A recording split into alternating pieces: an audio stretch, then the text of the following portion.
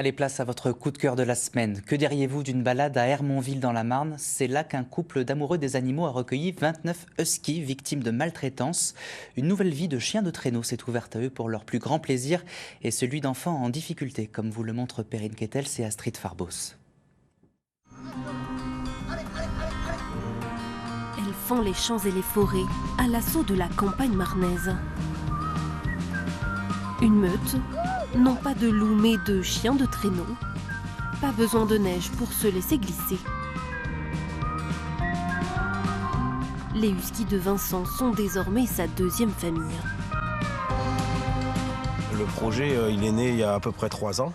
On est ultra passionnés avec ma femme de husky et de toutes bêtes en tout genre, mais vraiment on a poussé en fait cette passion en revenant du coup d'un voyage en Laponie.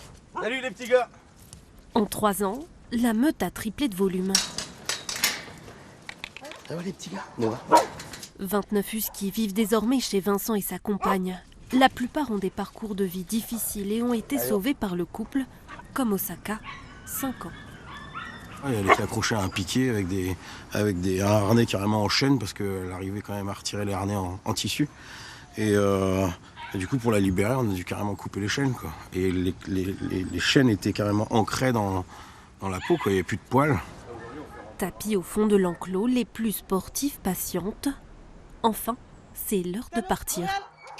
Allez, venez. Ici, Thanos. Boréal, Boréal, Beau. Ah bah ils adorent, c'est une activité favorite pour eux. Surtout sur ce type de chien, ils adorent aller courir. Hein. Quelques kilomètres plus loin, les 10 chiens sont attelés.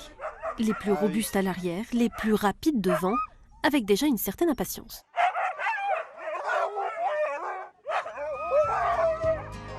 Allez, allez, à droite. Hey, hey.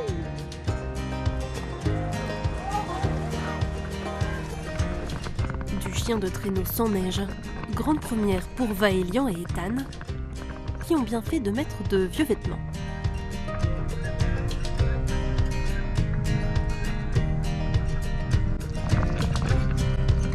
Et c'était bien, très bien, on s'est amusé, on a eu plein de boue partout. C'était trop bien, on s'est bien marré. En rentrant, il faudra que je prenne une bouche, hein. Une grosse. les vêtements. Vaélian et Ethan sont encadrés par une association rémoise de protection de l'enfance. Cette balade a aussi un but thérapeutique, c'est la médiation animale. Ça peut être effectivement des enfants qui ont des difficultés sur le plan relationnel, au niveau du comportement, de l'agitation. Donc ça permet effectivement un apaisement parce que oui, c'est des enfants qui ont des difficultés qui ne leur permettent pas d'être adaptés dans les situations ordinaires. Soigner avec le sport en nature, l'animal et tout simplement un peu d'amour.